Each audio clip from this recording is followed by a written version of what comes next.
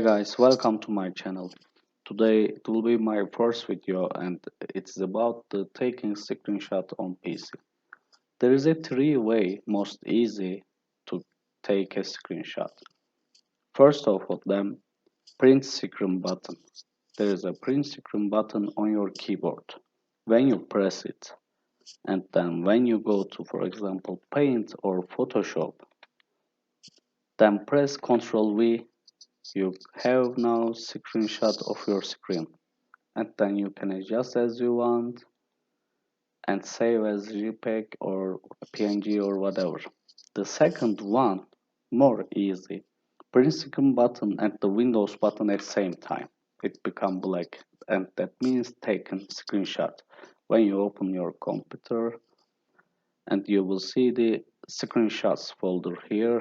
It's generated automatically, I think. There's a already saved, and then you can adjust it again as you want. It is things, more quick way if you don't have a time to do detailed like with the Photoshop or whatever or Adobe. If you don't have a time, this is the most easy way and fast way. The third one, actually, there's another tool for Windows 10. I think now they make it snip and sketch. You can write snip and sketch. That's my native language. So there is a tool is coming. And you say new, and then you can get part of as you wish. Or let's make open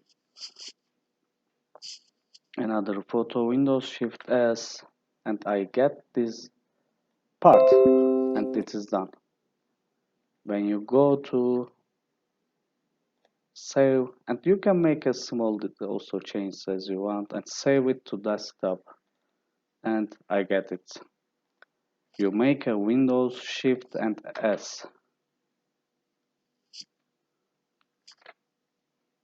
and you get the part of your screen or print screen for all or Windows print screen. That means already save your screenshot.